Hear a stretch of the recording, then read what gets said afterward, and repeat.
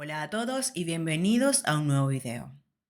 El día de hoy les traigo el caso de Rusty Schneiderman, un caso que transcurrió en el año 2010 en Estados Unidos. Este caso involucra a un hombre que fue asesinado por el jefe de su esposa. Ahora, la pregunta es, ¿su esposa es culpable o inocente? Antes de comenzar, les recomiendo que se suscriban y activen la campanita de notificaciones, para así notificarles cada vez que yo subo un video. Por aquí les dejo mis redes sociales por si quieren seguirme y estar en contacto conmigo. Ahora sí, sin más que agregar, rebobinemos un poco y veamos cómo empezó todo.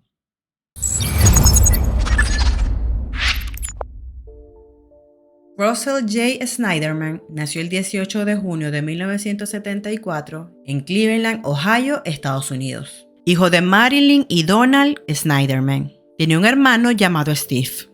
De la infancia de Rusty, como le decían de cariño, se sabe muy poco. Su viejo amigo de la escuela y luego compañero de cuarto de la universidad, Matt Davidson, dijo que en la secundaria, Russell era el que todos pensaban que dirigiría una corporación multimillonaria. Después de la secundaria, asistió a la Universidad de Indiana para estudiar administración de empresas, donde finalmente se convirtió él mismo en contador público certificado. Durante los días universitarios conoció y salió con una mujer llamada Andrea Greenberg, hija de Herb y Bonnie Greenberg. Ambos compartían el amor por explorar los pintorescos pueblos que rodeaban su universidad. Luego de tener una relación sentimental, tomaron la decisión de casarse, adoptando así el apellido de su esposo. Después de graduarse, Russell trabajó en las oficinas de Chicago de una importante firma de contabilidad. Luego él y su nueva esposa Andrea se fueron a Boston para que pudiera obtener una maestría en administración de empresas en la Universidad de Harvard. Luego se mudaron a Atlanta, donde tuvieron a su primera hija llamada Sofía, y más tarde a su segundo y último hijo llamado Ian. Los Schneiderman fueron muy activos e involucrados con el Centro Helen G. Simon Hiller, una organización cultural y social judía, cuando estaban en la Universidad de Indiana. Russell se desempeñó como director de operaciones y luego como consultor financiero, donde asesoró a clientes de alto nivel con grandes patrimonios. Habría estado trabajando allí cuando la economía colapsó en el 2008.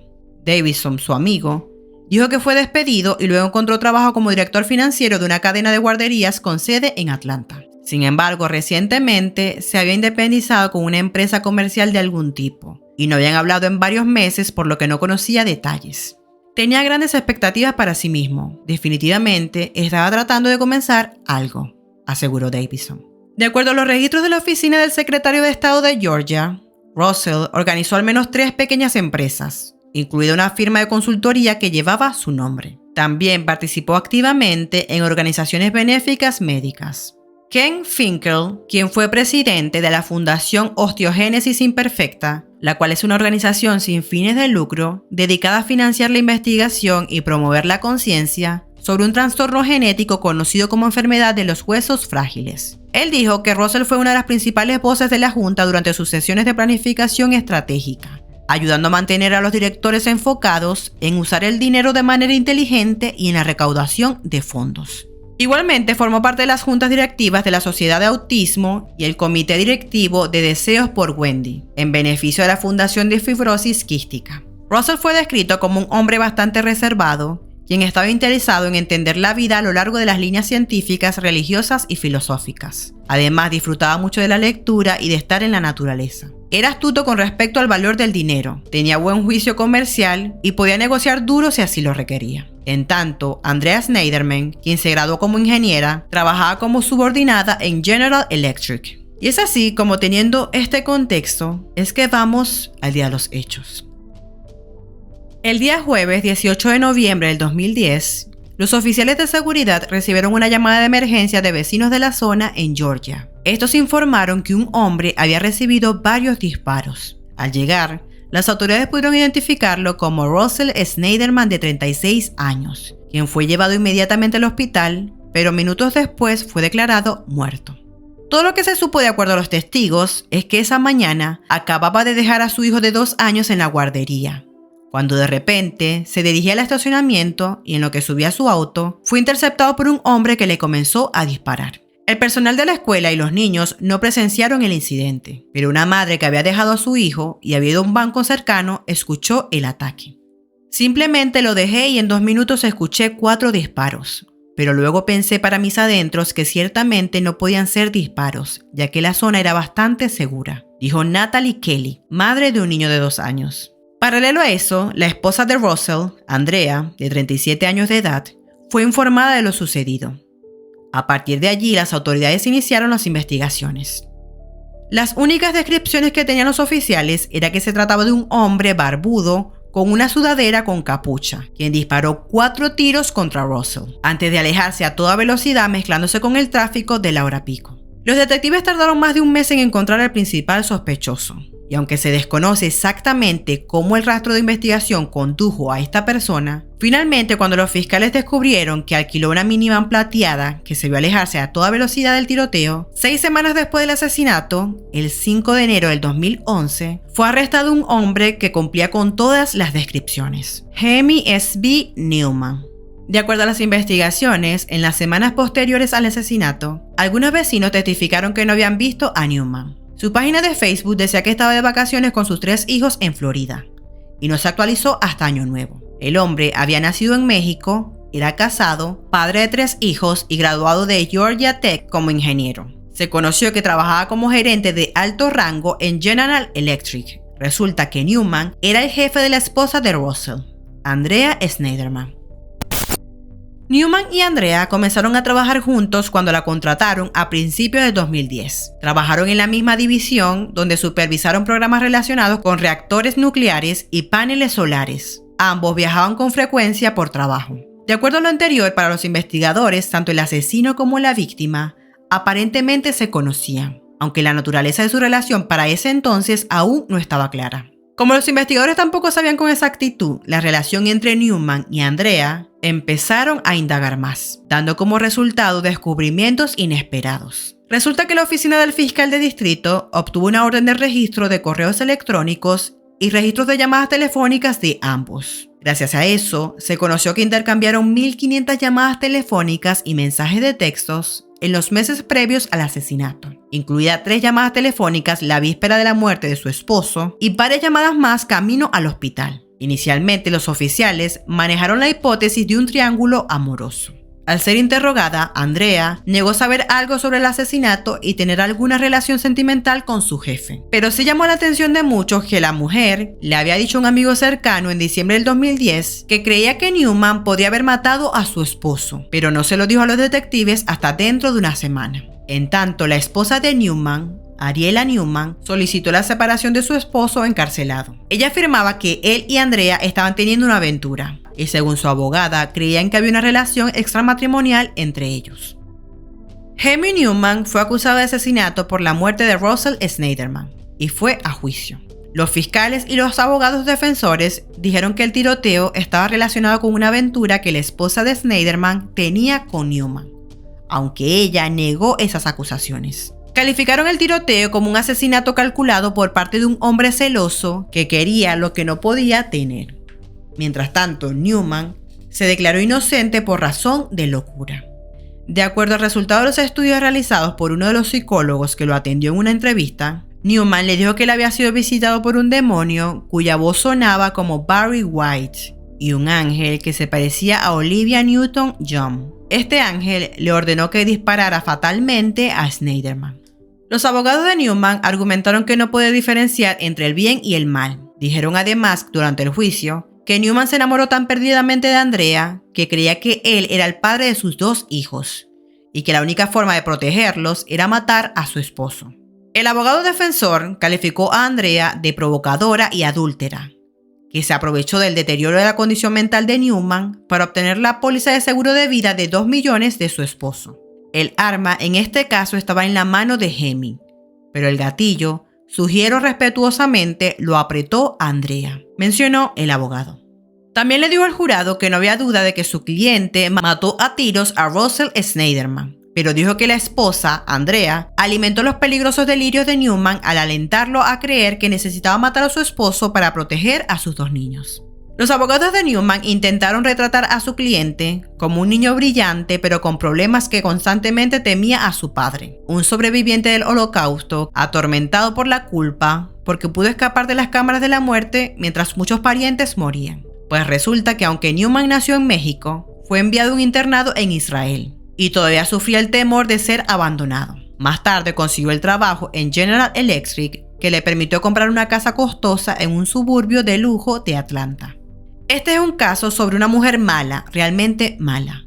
Andrea Schneiderman, adúltera, calculadora, mentirosa y maestra manipuladora. Respetuosamente les sugiero que después de este juicio se cambie el diccionario Webster y a partir de este día, cualquiera que busque la definición del mal no verá nada más y nada menos que una fotografía de Andrea Schneiderman, concluyó su abogado. Por su parte, los fiscales agregaron que Newman intentó matar a su rival por primera vez el 10 de noviembre del 2010, cuando acampó afuera de la casa de Schneiderman con un arma y esperó para atacar. Sin embargo, salió corriendo después de que Russell notó un intruso en su propiedad y llamó a la policía. Asimismo, los fiscales también tuvieron pocas palabras amables para Andrea. El fiscal de distrito del condado, Robert James, sugirió en sus argumentos finales que ella era la cómplice de Newman y que los dos se estaban encubriendo el uno al otro. Esto no se debe a un defecto mental inventado o construido. Es simple. Jamie Newman mató a Rosie Schneiderman porque quería a su esposa, quería su dinero y quería su vida, dijo James. También mencionó que las acciones cuidadosamente planeadas de Newman eran pruebas de que sabía exactamente lo que estaba sucediendo. Señaló la decisión de Newman después del asesinato de participar en el funeral de Russell y visitar a la familia de Schneiderman para una ceremonia de duelo judío días después. A nadie se le ocurriría buscar al asesino en la casa de la víctima.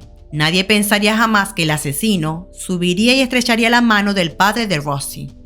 Fue ingenioso, pero fue malvado, mencionaron. Los abogados defensores instaron a los jurados a declarar a Newman no culpable por demencia, un veredicto que indicaría que Andrea Schneiderman manipuló a Newman para que cometiera el crimen.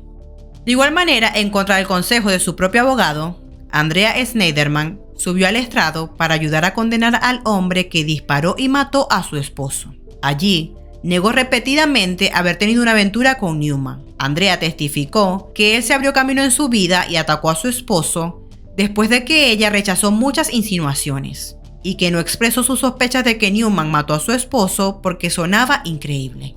Posteriormente de que testificó para los fiscales, se le prohibió la entrada a la sala del tribunal por perturbar y contratar indebidamente a un testigo a pesar de que le dijeron que no lo hiciera. Por su parte, Newman no testificó, pero el jurado lo escuchó a través de horas de grabaciones de video, de entrevistas con investigadores y expertos en salud mental. En una entrevista se le preguntó a Newman si creía que él era el padre biológico de los niños, y él dijo: "No sé, no lo sé. Siento que estos son mis hijos. Siento que necesito estar ahí para ellos. Siento que necesito criarlos y necesito protegerlos, pero no lo sé". Durante la sentencia de Newman, los fiscales y el hermano de Schneiderman instaron al juez a que le diera la pena máxima de cadena perpetua sin libertad condicional, por lo que finalmente, después de un mes de juicio, Newman, quien admitió el asesinato, fue declarado culpable pero mentalmente enfermo y sentenciado en marzo del 2012 a cadena perpetua. Newman también fue sentenciado a 5 años consecutivos por el cargo de arma. Por otro lado, después de que Andrea testificó en el juicio de Newman, tan pronto como empezó a hablar, las cosas empezaron a ir muy mal para ella. Resulta que después del veredicto de culpabilidad para Newman, los fiscales del condado elaboraron una acusación también para Andrea, pues los abogados de ambos lados trabajaron para atraparla en mentiras. Ella le había dicho a la policía que se enteró de la muerte de su esposo en el hospital, aunque su suegro y un amigo cercano la llamaron antes para informarle que Russell había sido asesinado. Habiendo establecido esta falsedad, el fiscal y el abogado de Newman caracterizaron a Andrea como una mujer en la que no se podía confiar, que sabía más sobre el asesinato de lo que aparentaba y que planeó la muerte de su esposo. Además, contaban con los registros telefónicos que mostraban que ella llamó a Newman después del asesinato. Fue así entonces como el 2 de agosto del 2012, Andrea Schneiderman fue acusada de la muerte de su esposo y arrestada. En tanto, ella se declaró inocente. Andrea enfrentó cargos que iban desde homicidio grave y asalto agravado hasta varios cargos de perjurio. Sin embargo, el juez del Tribunal Superior del Condado desestimó 4 de los cargos que no eran de asesinato en una audiencia anterior al juicio porque estos no estaban bien fundados. El fiscal de distrito desarrolló sus acusaciones y volvió a acusar a Andrea de delitos similares. Para el 26 de julio del 2013, el juez de la Corte Superior del Condado acordó retirar los cargos de homicidio doloso, homicidio grave y agresión con agravantes a pedido del fiscal de distrito Robert James. Hasta ese momento, Andrea enfrentaba un juicio por los cargos menores de perjurio, dar declaración falsa, ocultar hechos materiales y obstaculizar la detención de un criminal. En el comienzo del juicio, el 5 de agosto del 2013, las acusaciones contra Andrea era el romance con Newman, su jefe, y el supuesto complot para sacar dinero de la póliza de seguros de vida de su marido. Para los fiscales de distrito del condado, Andrea supuestamente arregló que Newman matara a su esposo para poder dividir la póliza. También plantearon la teoría de que ella se enredó románticamente con otro hombre llamado Joseph Dell, quien también pudo haber inspirado el asesinato. Dell, supuestamente, le dijo a Andrea que la amaba durante una conversación telefónica en la cárcel. Pero hasta dicho momento, no surgió información de que Dell y Andrea tuvieran una relación sentimental antes del asesinato. La asistente del fiscal de distrito argumentó que Andrea mintió y ocultó a los investigadores que sabía que su esposo había sido asesinado antes de que la policía se lo dijera. También argumentó que Andrea mintió sobre su relación con Newman, por lo que los fiscales habían pedido una sentencia de 20 años para ella.